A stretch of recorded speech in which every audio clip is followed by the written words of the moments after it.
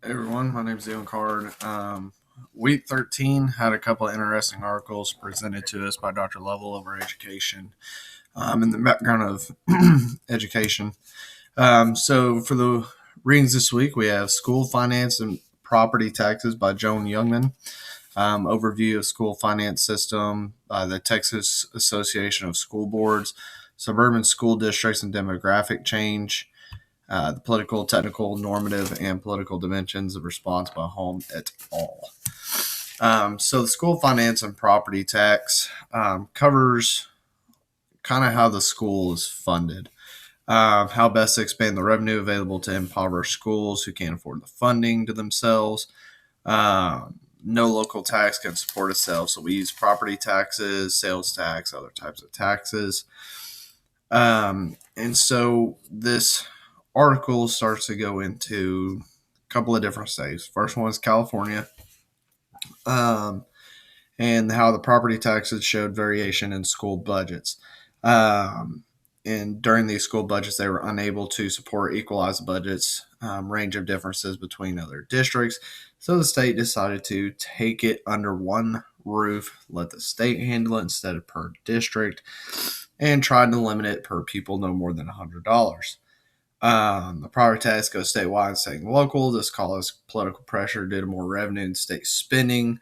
Um, and when you increase the state spending and other departments start hurting for money, then the state, other state departments like, hey, the education fund has some extra money. Can we bring it over here? Um, and so some of these schools were performing really well. California was ranked 11th in the nation in education in 2013, and now ranked 36th was the last in 2013. And so some schools started unfavoring this very drastically because schools were not being able to keep the funding that they were raising, especially in the higher income. Um, and then so they tried to do a private tax. Contributions covered the lost revenue. Uh, the other problem was is you had poor families living in high revenue areas, which were not seeing the taxes. They were going to other areas because of the large tax base. Uh, and then you have the state of Michigan. Um, they centralized their funding in 1994. They reduced their property tax. They increased income and sales tax along with it. Um, and in the article, it talks about how people warn Michigan that they shouldn't put all their eggs, pretty much don't put your eggs in one basket. And so, due to this dependence and the economic downturn in Michigan economy, more shifts in the education funding happened. There shortcomings in the education, which caused more people to either raise taxes in their local area or fundraising to try to cover the costs. And this caused more turmoil. As everybody knows, the state of Michigan, ever since the auto industry kind of collapsed, the state of Michigan has been kind of in a funding hole ever since. And the last state was Vermont, provided a uniform statewide allowance for all students. Wealthier districts help support poor districts. Um, this started causing problems due to the lower areas were not having to raise their taxes as much because they had the wealthier kind of supporting them. And then the higher income areas started seeing higher taxes. Um, so in return, the wealthy started realizing, hey, they're not doing their part. We're actually covering them. So they started holding tax deductions area to where they weren't able to send the money, and they were also holding funds away from the state of Vermont. So that caused a bigger problem with everything in the state. Uh, so when we talked about per pupil spending in the state of California, uniformly does not work. Different parts of the city and even the state costs are different. If you look at the metroplex of Dallas, Fort Worth area, Plato and Allen, the amount it would cost per pupil would be different. Let's say a small town where I'm at in Sherman, Texas, or even Canyon, Texas, Amarillo out west. Um, it'd be uniformly different. So school districts rely heavily on property tax or taxes to help fund, and based on those property taxes, that can fund your school. Um, when we talked about taxes, Vermont state uniform tax, they helped school funding. Michigan also passed a rule that non-homestead taxes go straight to the education department. If nobody's ever owned a home in this class, homestead is where you currently live. Non-homestead houses are is if you own multiple houses. The state allows you here in the state of Texas to pick one house as your homestead. The other properties you can have as rental properties, but you do not get the homestead deduction on your property tax and taxes at the end of the year. So property taxes rise in school districts with higher test scoring. That kind of helps the school, keep up its image, make it look better. With schools with property taxes going down, that's usually not a good sign because people are either fleeing the district and they're trying to reduce property taxes to try to bring in more people. So that's pretty much what the gist of the school finance and property taxes on this. The overview of the school finance system shows that we spend roughly about $10,000 per student in the state of Texas. That ranks us 45th in the nation. That is kind of bad. If you look at your local school districts, or if some of y'all have kids in school or just got out of high school recently and elementary school, a lot of kids are starting to not be able to take books home because they don't have enough books. Teachers are having to spend more money in their classroom, other sorts of things. So the states kind of come in and try to do a two-tier system. Tier one is a basic fund that every student, every school gets. It's what keeps the lights on and what keeps textbooks in the classroom and teachers rolling. Tier two, they look at the schools of their district and their funding and see if they need help. So tier two provides enrichment, may provide like after school studies, fine arts, that kind of stuff that's beyond the normal curriculum of the school. And so usually the wealthier schools that have high property taxes or high population density areas, probably like Plano or Allen, where I live, those are high wealthy school districts, 5A, 6A. They most likely do not get tier two.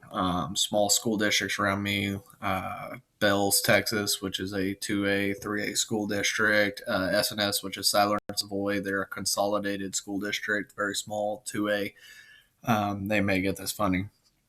And so in Texas, the independent school districts can levy and collect property taxes. These are based and need to fund the local school district. So just recently, the city of Sherman just passed a school bond. We're adding more to the school district. The population is growing, so they've increased our property taxes to kind of help cover the cost. What the property taxes aren't able to cover, the state revenue budget helps offset the cost to keep us in the black so we don't go in the red and avoid shutting down of schools or programs being shut down. And that also kind of goes along with tier one.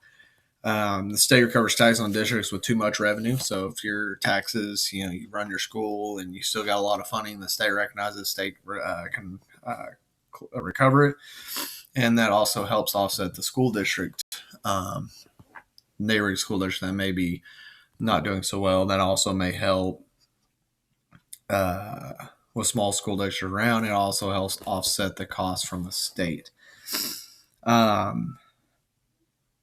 Another way they kind of get around that state revenue is the wealthy districts go ahead and consolidate with poverty districts by annexing school districts, schools, that help offset the cost. So that way, it's less burden on the poor poverty district, and the wealthy district can kind of use their funding to help the more poverty district and increase their funding. Another way they can do this is what they call the new district funds. The new district funds allows funds up to $250 per student for the first year if you build a new district or a new school, and then $250 per additional student on the second year. So if your first year you have 800 students and next year you have 860, that 60 extra students, you get an additional $260. The education funding for the state of Texas was taken to court. The initial was that it was unjust, but went to the state Supreme Court in 2016 and ruled that the education funding from the state of Texas was was meeting the minimum requirements for the school district, for the state and for the federal level. Um, and people are still semi not happy about the way the education funding is and how we do our funding here in the state of Texas. Uh, so that's pretty much over the overview of school finance. The last one is the suburban school district and demographic change. Um, so what this article was mainly about was suburbias being predominantly white and diversity moving in and how school districts were able to handle it. So school districts are the first ones to deal with the demographic change into their areas because you have small areas with a lot of children. Also have diversity in smaller neighborhoods. Right now, city of Sherman's redistricting the line, so there's going to be a lot of socioeconomic status changes, more diversity in other parts of the school, the way they're redistricting. So with this demographic change, instead of being predominantly white, we've had to have a teacher change the framework and how they were teaching. Instead of just teaching one model that may predominantly be well for the white students, but not helping the minorities, such as Hispanics not understanding English. Instead of, they may have to speak dual language to kind of help the students teach in different ways.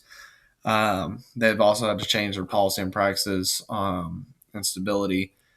And the zone of mediation that sets parameters for the school district on how they're supposed to handle these situations, how they're supposed to help teach these students.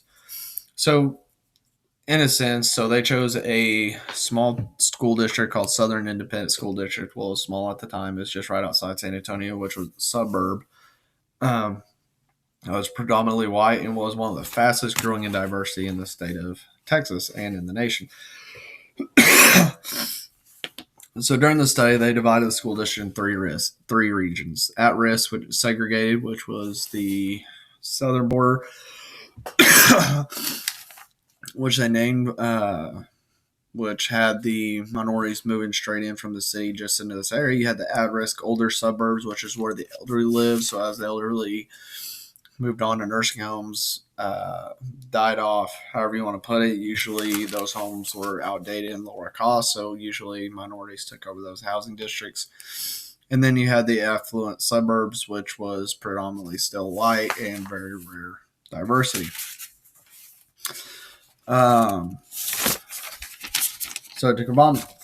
So to combat the white diversity, the school districts hired academic deans to analyze data, review lessons plans, develop overall teaching styles, monitored students' feedback, and on how to improve the overall teaching styles. They also hired reading, math, and science specialists that could be dual language. City of Sherman has a couple of them that are dual language to help these students be able to progress in their studies.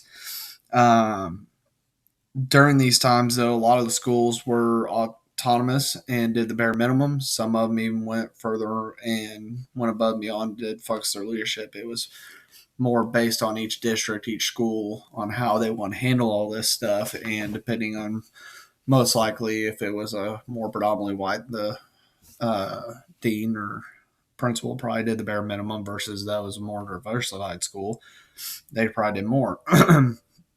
So they also focus on training for providing clear expectations for students. Due to pre-established council, that was predominantly white. One of the people in the article commented stating that they didn't feel that the school was going to be able to do enough for that diversity due to the predominantly white school board, which was already established. And so that was one of the changes they wanted to do, was to get minorities or diversity within the school board and to make changes. And then redistricting, which is what City of Sherman is going through right now, which is kind of funny how all this landed in the same week. They're wanting boundaries to accommodate school districts growing size. But a lot of the predominantly white areas, they want to keep their kids with the predominantly white other kids in this article. And it's kind of shown in the city of Sherman also. um, because lower income families, people believe there's more crime and however else, and so they were concerned that their kids were going to get pulled into the wrong crowds or bullied or anything like that, and so they were concerned with mixing. Um, but the problem is they quickly realized that caused severe overcrowding, which caused more problems within your school district. And so within a year, they were able to redistrict their lines and kind of do away with the whole, rich with the rich and the poor with the poor, or white with the minorities. So that kind of canceled all that. So takeaways: Sherman, Texas, who I've been kind of talking about in this whole thing, has been increasing property taxes yearly. My house has grown 66, or my house property value has almost doubled in 4 years. The property tax was around 105. We're about 160, so about 33% increase right now. The actual resale value from when I bought it to selling it is almost double though. So this is increased property taxes. This kind of, due to the amount of people trying to move into the area. To keep up with the demands, we've increased property taxes to help school districts, to help other parts of the city out. We've increased home prices. Obviously, the demand is higher.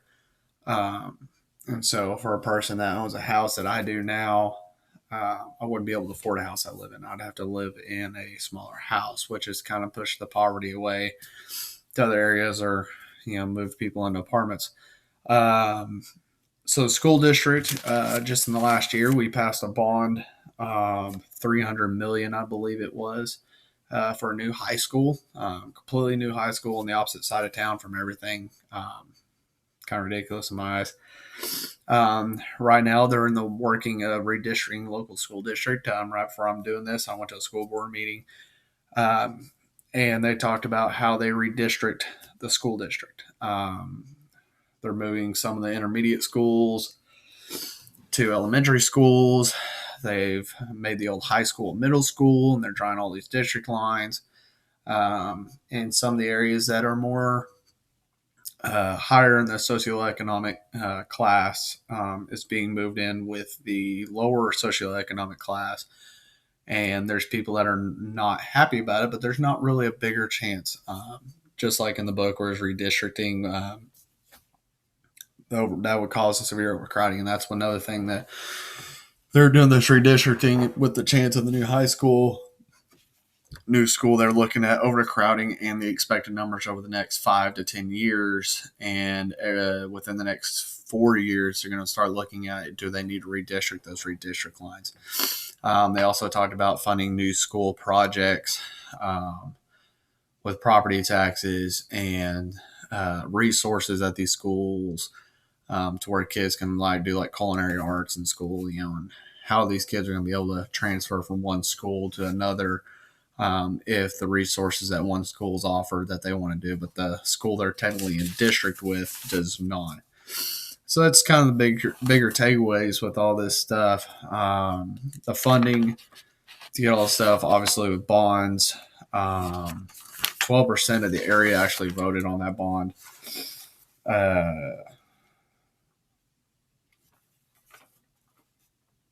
A lot of other problems people are having is some of the schools are performing better at test taking for the state level.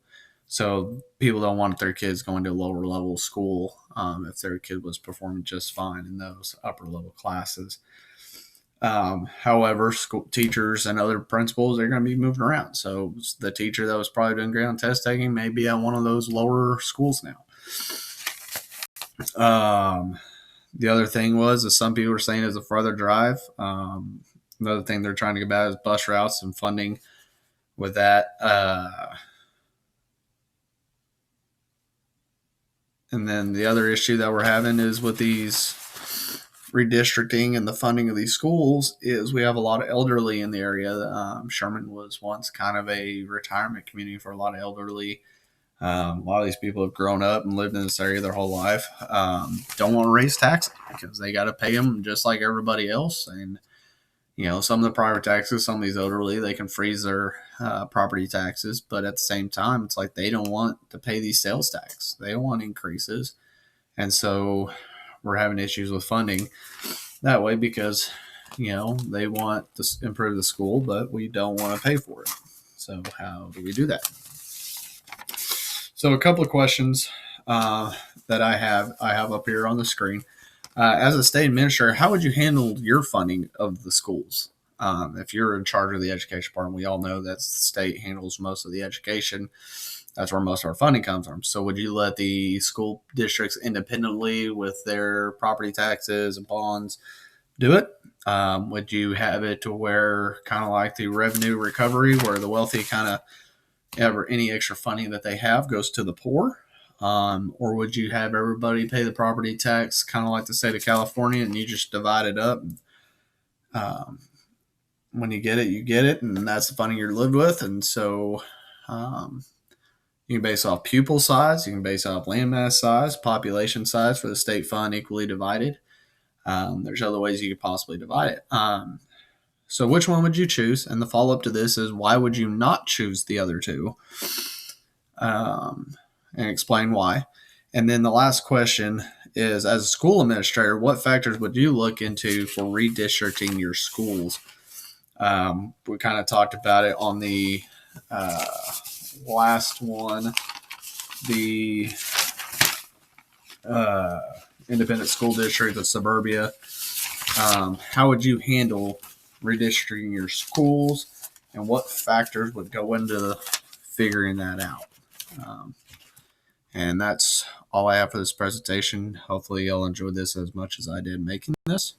Hopefully y'all like it.